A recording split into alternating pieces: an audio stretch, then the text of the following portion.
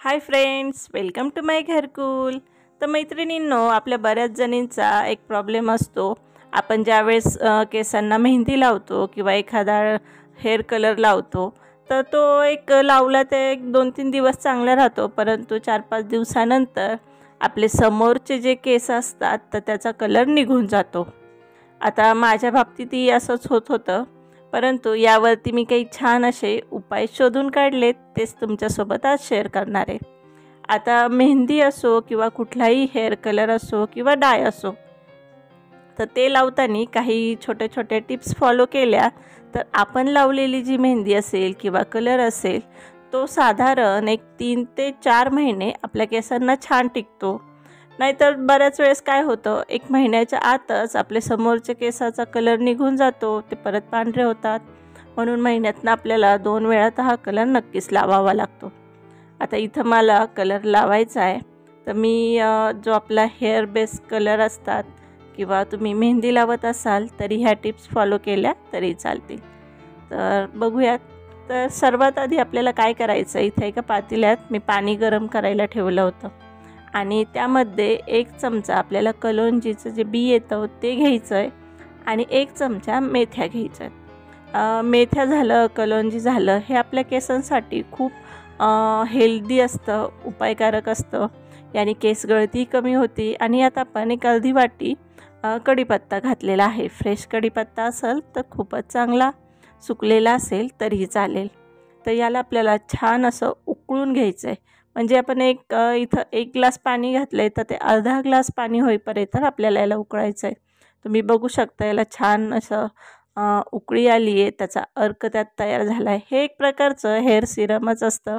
तुम्ही असंही आठवड्यातनं 1-2दा स्प्रे बॉटलमध्ये असं भरून ठेवून केसांना लावलं तरी केसांवरती याचा छान रिझल्ट दिसून येतो. आता हे पूर्ण पाणी आपल्याला आधी थंड करून घ्यायचं आहे, गाळून घ्यायचं आहे. आता इथं एका ग्लासामध्ये मी गाळून घेतलं आहे आणि आता मी इथं निशाचा हा मेहंदी हेअर बेस कलर येतो तो वापरणार आहेत. पण तो वापरताना काय करायचं, एक कलर शेड मी ब्लॅक घेतला आहे आणि एक ब्राऊन घेतला आहे. काय होतं मैत्रिणींनो, आपण जर नुसताच एखादा ब्लॅक कलर चूज केला तर आपले केस खूप असे निर्जीव किंवा असे काळे तर दिसतात, परंतु असे खूप निर्जीव किंवा असं अगदी खोटे केस जसे असतील तसं त्याला काहीच शायनिंग नसते. आणि जर आपण नेहमीच जर रेड कलर किंवा हा जो आपला ब्राऊन कलर असतो तो लावत गेलो तर केस आपले खूप लाल लाल दिसतात, तर तेही चांगलं वाटत नाही. म्हणून एक केसांना असा नॅचरल लूक येण्यासाठी काय करायचं, हे दोन्ही शेड आपल्याला इथं मिक्स करून घ्यायचे. म्हणून केसांना एक छान शायनी येते आणि आपले अगदी खरे केसांचा कलर जसा आहे तसा याचा रिझल्ट येतो. आता हे दोन्ही कलर आपण यात मिक्स करून घेणार आहोत. आणि हो मैत्रिणींनो, आज पहिल्यांदाच जर चॅनलवर आला असाल तर चॅनलला एकदा भेट द्या आणि व्हिडिओज आवडले तर सबस्क्राईब जरूर करा. तर इथं आपण जे पाणी केलं आहे ते थोडं थोडं टाकून याला छान मिक्स करून घेणार आहोत. तर इथं मी हा हेअर कलर वापरते, म्हणून मी याला काचेच्या भांड्यात मिक्स करून घेणार आहे. तुम्ही इथं जर नॅचरल मेहंदी वापरत असाल तर तुम्ही लोखंडाचं भांडं वापरलं तरी चालतं.